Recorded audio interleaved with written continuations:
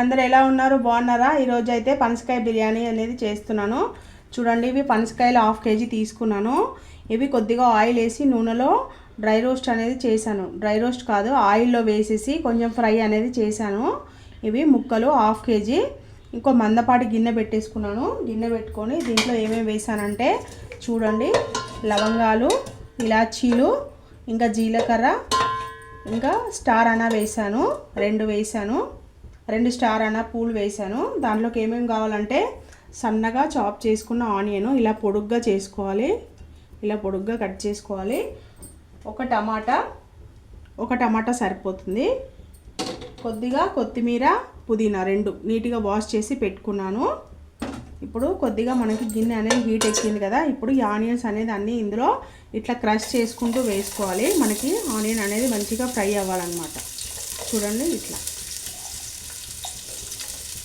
కొద్దిగా ఒక 4 స్పూన్ల ఆయిల్, ఒక 2 స్పూన్ల నెయ్యి అనేది వేసుకున్నాను. ఇందులో పనసకాయ బిర్యానీలో నెయ్యి ఇష్టం ఉంటే వేసుకోండి, లేదంటే లేదు. ఇది కొద్దిగా రోస్ట్ అవ్వాలి. ఆనియన్ అనేది చూపిస్తాను. మిక్సీలో నేను పట్టేసుకున్నాను. వీడియో లెంత్ అయిపోతుందని చెప్పేసి మీకు చూపిస్తున్నాను. ఇందులో మిక్సీ గిన్నెలో ఏమేమి వేసుకొని పట్టుకున్నా అంటే మసాలా చూపిస్తున్నాను. ఇలాచీలు, లవంగాలు, జీలకర్ర, ఇంకా చిన్న అల్లం ముక్క, ఒక ఎల్లిగడ్డ, ఇంకా లవంగాలు, బిర్యానీ ఆకు, స్టార్ అనా, కల్పాచి అని ఉంటుంది కదా, బండ రాతి పువ్వు ఉంటుంది కదా, అది, ఇవన్నీ వేసేసి మిక్స్ చేసేసుకున్నాను. ఆ పొడి అనమాట ఇది బిర్యానీలోకి. ఓకేనా? ఇప్పుడు ఆనియన్ కొద్దిగా ఫ్రై అవుతుంది కదా, ఒక 4 పచ్చిమిర్చి ఇలా పొడుగ్గా కట్ చేసుకొని ఇలా వేసేసుకోవాలి. ఒక 2 నిమిషాలు అయితే బాగా ఫ్రై అవనిద్దాం. ఆనియన్ అనేది మంచిగా గోల్డెన్ కలర్ అయితే వచ్చినాయి, ఫ్రై అయిపోయినాయి ఆనియన్ అనేది. ఇప్పుడు టమాటా వేస్తున్నాను. టమాటా ఎక్కువ మగ్గన అవసరం లేదు. టమాటా వేసేసి కొద్దిగా కలిపేసుకోవాలి. టమాటా వేసేసాం కదా, ఇప్పుడు ఇందులో సాల్ట్ అనేది యాడ్ చేసుకోవాలి. టేస్ట్కి తగినంత సాల్ట్ ఇప్పుడే వేసేస్తున్నాను. రుచికి తగినంత సాల్ట్ సరిపోతుంది. నేను స్పూన్తో అట్లా ఏం వేయను, నాకు తెలిసిపోతుంది ఐడియా అందాజలాగా. కొద్దిగా పసుపు,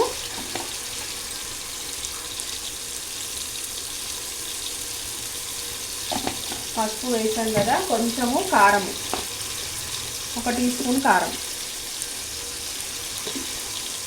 ఇది చిన్నగా ఉంది స్పూను, అందుకనే ఇంత మీకు కనిపిస్తుంది. 1 టీ స్పూను 3 సార్లు వేసింది అనుకోవద్దు.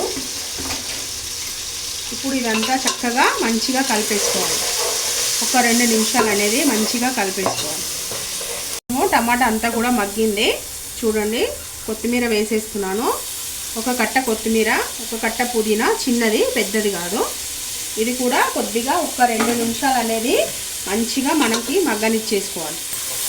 టమాటాలు అంతా చక్కగా మగ్గిపోయినాయి. ఇప్పుడు ఈ మసాలా అంతా వేస్తున్నాను. మెయిన్గా ఈ మసాలానే చెక్క, లవంగాలు, ఇలాచీలు, జీలకర్ర, ఇదంతా పేస్ట్ అనమాట. ఇదంతా కూడా ఇందులో వేసేసుకోవాలి మంచిగా. నేను కొంచెము బిర్యానీ అనేది స్పైసీగానే చేస్తున్నాను. మీరు కొంచెం స్పైస్ తగ్గించాలంటే చెక్క, లవంగాలు, ధనియాలు, జీలకర్ర ఇవన్నీ తగ్గించుకోండి. మసాలా అంతా వేసేసాం కదా, ఒక 2 నిమిషాలు కలపాలి. ఇది జస్ట్ ఇట్లా కలపాలి. చూడండి, కలిపేసేసి కొద్దిగా వాటర్ అనేది యాడ్ చేసుకోవాలి. ఎక్కువ కాదు, కొద్దిగానే. చూడండి, కొద్దిగా వాటర్ వేసాను. ఈ ఆయిల్ అంతా కూడా పైకి వచ్చేయాలి. ఈ వాటర్లో నుంచి ఆయిల్ అంతా కూడా సపరేట్ అవ్వాలన్నమాట మనకి. ఒక 2 నిమిషాలు అయితే మూత పెట్టేద్దాం. ఒకసారి పనసకాయ బిర్యానీ అనేది చూడండి, ఆయిల్ అంతా కూడా సపరేట్ అయింది మనకి. చూడండి, ఆయిల్ అంతా కూడా సపరేట్ అయ్యాకే ఇప్పుడు మనం వేయించి పెట్టుకున్న పనసకాయ ముక్కలు అనేది ఇందులో వేసేసుకోవాలి. మొత్తం వేసేసుకొని కలిపేసుకోవాలి బాగా. ఇందాక మనం వేయించినప్పుడు కొంచెం పనసకాయ ముక్కలు అనేది కొంచెం రోస్ట్ అవుతాయి, కుక్ అవుతాయి, ఆయిల్లో కొంచెం కుక్ అవుతుంది. ఇప్పుడు ఇందులో కూడా కాస్త కుక్ అవుతాయి. మనకు బిర్యానీలో ఉడికేటప్పటికి మనకు పర్ఫెక్ట్గా సరిపోతుంది. ఇందులో 1 కప్పు వరకు పాలు పోసుకోవాలి. 1 కప్పు పాలు, చూడండి, పాలు కాచి చల్లార్చుకున్న పాలు, ఇంకా 1 కప్పు పెరుగు కూడా 2 యాడ్ చేసుకోవాలి. పాలు, పెరుగు కూడా యాడ్ చేసుకోవాలి. చూడండి, పెరుగు వేసేసుకొని కలిపేసుకోవాలి. మొత్తము పాలు పెరుగు అన్నీ కూడా చక్కగా కలిపేసుకోవాలి. కలిపేసుకొని ఇంకొక 2-3 నిమిషాలు అయితే మూత పెట్టేసుకోవాలి. కొద్దిగా పనసకాయలు అనేది మగ్గనిచ్చేసుకోవాలి. మనం ఒకసారి చూడండి, ఆయిల్ అంతా కూడా మంచిగా సపరేట్ అయింది మనకి. ఇప్పుడు వేస్తాం కదా మనము పాలు పెరుగు అనేది వేస్తాం కదా.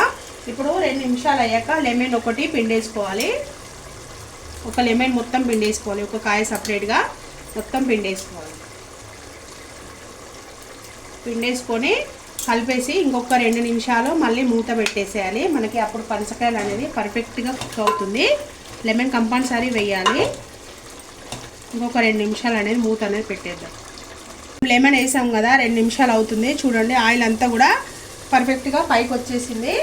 ఇప్పుడు నేను ఒక 40 మినిట్స్ అవుతుంది. చూడండి రైస్ నానబెట్టేసుకొని పెట్టుకున్నాను. బాస్మతి రైస్ అనేది ఏమైనా పర్వాలేదు, బాస్మతి రైస్ ఉన్నా పర్వాలేదు, మనకు రెగ్యులర్ రైస్ అయినా కూడా పర్వాలేదు. నేనైతే బాస్మతి రైస్ అనేది నానబెట్టుకున్నాను. ఇప్పుడు ఈ రైస్ ఇందులో వేసేసేయాలి. మొత్తం బిర్యానీలో రైస్ అంతా కూడా వేసేసి ఫోర్స్గా కలపొద్దు. ఫోర్స్గా కలిపితే ఆల్రెడీ రైస్ నానేసి ఉన్నాయి కదా, విరిగిపోతుంది. రైస్ అంతా కూడా విరిగిపోతుంది. రైస్ అంతా కూడా ఇందులో వేసుకున్నాము. 1కి 1.5 వేస్తే కరెక్ట్గా పర్ఫెక్ట్గా సరిపోతుంది. కొంతమంది ఏంటంటే ముద్ద అయిపోతుంది బిర్యానీ అని అంటారు. ముద్ద ఏం అవ్వదు. 1కి 1.5 లేదంటే 1.25. నేను 1 kg రైస్ వేసుకున్నాను. 1 kg రైస్కి 1కి 1.5 వేస్తాను. ఇంకా 3కి కొద్దిగా తక్కువనే వేస్తాను. వేసేసుకున్నాను కదా, ఇదంతా ఒకసారి మెల్లిగా గరిటె పెట్టి కలిపేసుకోవాలి మనం. చూడండి ఇట్లా మసాలా అంతా కూడా రైస్కి పట్టించాలి. చూడండి ఇట్లా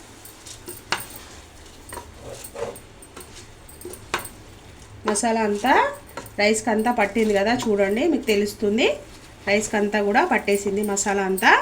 ఇప్పుడు మనము వాటర్ అనేది యాడ్ చేసుకోవాలి. నేను ఈ చెంబుతో 2 చెంబుల బియ్యం అనేది వేసాను. అదే చెంబుతో నేను వాటర్ అనేది వేస్తున్నాను. చూడండి వాటర్ వేసి ఎక్కువగా ఫోర్స్గా అయితే కలుపుకోవద్దు. ఒక చెంబు వేసాను, ఇది 2వ చెంబు, 2.5 వేస్తున్నాను. ఆల్రెడీ 45 మినిట్స్ అయితే రైస్ అయితే నానే నాకు సరిపోతుంది. వాటరు సరిపోతుంది. సాల్ట్ ఇందాకే మొత్తం వేస్తాను. ఇప్పుడు ఇది మంచిగా బిర్యానీ అంతా కుక్ అవ్వనివ్వాలి. ఒక 2 నిమిషాలు అయితే మూత అనేది పెట్టేద్దాం. మనం బిర్యానీ అనేది ఒకసారి చూడండి, ఒక్కసారి లోపలంతా హెయిర్ అంతా గ్యాప్ అవుతుంది. కొంచెం హెయిర్ ఇలా వదిలేద్దాము. చూడండి ఇలాగా కొంచెం స్టీమ్ అంతా ఉంటుంది కదా, ఒక్కసారి ఇట్లా కలుపుకుందాము. ఫోర్స్గా అయితే కలపొద్దు. స్టవ్ సిమ్ చేసేసాను. సిమ్ చేసి ఒక 5 నిమిషాలు అనేది బిర్యానీ అనేది దమ్ అనేది చేయాలి. స్టవ్ సిమ్ చేసుకోవాలి. పెద్ద పొయ్యి మీద పెట్టొద్దు, చిన్న స్టవ్ మీద అనేది పెట్టుకోవాలి. మిగతాది కొత్తిమీర పుదీనా ఉంది కదా, ఇది కూడా వేసేసుకోవాలి మీద నుంచి. ఇందాక మనం వేసాం కదా కొంచెము, అది కూడా అంతా కూడా వేసేసుకోవాలి. వేసేసుకొని ఇంకొక 5 నిమిషాలు అనేది స్టవ్ సిమ్లో పెట్టుకొని ఈ బిర్యానీ అంతా చక్కగా మొత్తము దమ్ అనేది చేసేయాలి. ఇంకొక 2 నిమిషాలు 5 నిమిషాలు అయితే మూత అనేది పెట్టేస్తాం. చూద్దాము మనం బిర్యానీ అనేది ఒకసారి. వావ్ పర్ఫెక్ట్గా అయిపోయింది. చూడండి పనసకాయ బిర్యానీ అనేది మస్తు టేస్ట్ ఉంటుంది. అసలు కార్తీక మాసంలో ఇలా చేసుకొని తింటే చాలా అంటే చాలా మంచిది. నాన్ వెజ్ ఎక్కువ తినరు కదా కార్తీక మాసంలో చాలామంది అనేది. ఇప్పుడు నేను సర్వింగ్ బౌల్కి తీసుకొని మీకు చూపించేస్తాను. మస్తు స్మెల్ అయితే వస్తుంది. దమ్ము మంచిగా అయింది. నేనైతే సర్వింగ్ బౌల్కి తీసుకొని చూపించేస్తాను. ఫ్రెండ్స్ ఎంతో టేస్టీగా ఉండే పనసకాయ బిర్యానీ అయితే రెడీ అయిపోయింది. చాలా కష్టపడి వీడియోస్ అయితే తీస్తున్నాను ఫ్రెండ్స్. మీరు ఎందుకు నాకు సపోర్ట్ చేయట్లేదు నాకు అర్థమవుతలేదు. ఏదైనా మిస్టేక్ ఉంటే నాకు కామెంట్ రూపంలో కామెంట్ చేయండి. ఇంకా చాలా కష్టపడి వీడియో అయితే తీస్తున్నాను. ఓకేనా ఫ్రెండ్స్, ఈ వీడియో కనుక మీకు నచ్చినట్టయితే లైక్ చేయండి, షేర్ చేయండి, నా ఛానల్ సబ్స్క్రైబ్ చేయండి. ఎవరైనా ఛానల్ కొత్తగా చూస్తున్న వాళ్ళైతే ఛానల్ అయితే సబ్స్క్రైబ్ చేయండి. నాకు తెలిసినంత మట్టుకైతే నేను మీ ముందుకైతే కొత్తవి తీసుకురావాలనే చూస్తాను. నేను తెలియని వంటలు తీసుకురావాలనే చూస్తాను. నాకైతే సపోర్ట్ అయితే చేయండి ఫ్రెండ్స్. ఓకేనా, బాయ్ బాయ్.